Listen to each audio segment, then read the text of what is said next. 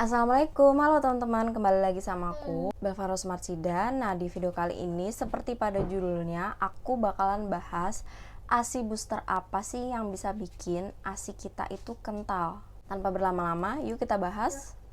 Nah, sebelumnya aku bakalan jelasin dulu bahwa ASI itu punya dua komponen, yaitu formilk dan hinmilk. Formilk atau yang kita kenal dengan ASI encer itu berfungsi untuk menghilangkan dahaga bayi atau anak kita. Nah, di formilk ini mengandung lebih banyak laktosa yang bermanfaat untuk otak bayi kita. Formilk ini sendiri keluar di awal-awal ketika menyusu.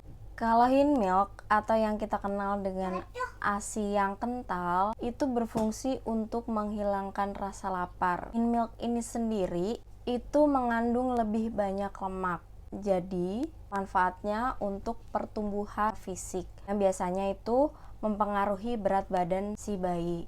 Kalau misalkan ditanya mana yang lebih penting, formilk atau hinmilk, dua-duanya sama penting karena itu sangat berguna untuk tubuh anak kita. Kita sendiri nih sebagai ibu menyusui itu nggak bisa mengontrol keluarnya hinmilk karena hinmilk ini terstimulasi keluarnya itu oleh hisapan bayi. Jadi di menit keberapa, di detik keberapa, itu kita nggak pernah tahu hinmilk ini kapan keluarnya. Intinya, kita mau minum ASI booster semahal apapun, kita mau makan sayur katuk sebanyak apapun, atau makan makanan yang dipercaya untuk mengentalkan ASI, itu belum ada sejauh ini bisa membuat ASI kita itu kental. Karena ASI kental encernya formilk atau hinmilk yang keluar itu ya tergantung kebutuhan si bayi.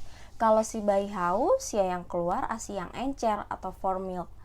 Kalau misalkan bayi lapar ya yang keluar yang hinmilk atau ASI yang kental. Sebaiknya biarkan bayi menyusu di satu payudara sampai sekenyangnya dia. Jadi jangan tawarkan untuk pindah ke payudara yang satunya karena takutnya hinmilknya ini belum keluar terus udah buru-buru pindah ke payudara satunya. Jadi sangat-sangat disarankan untuk menyusui satu payudara sampai terasa kosong, baru berpindah ke payudara yang satunya. Nah, gimana sih biar si bayi atau anak kita itu dapat hinmilk?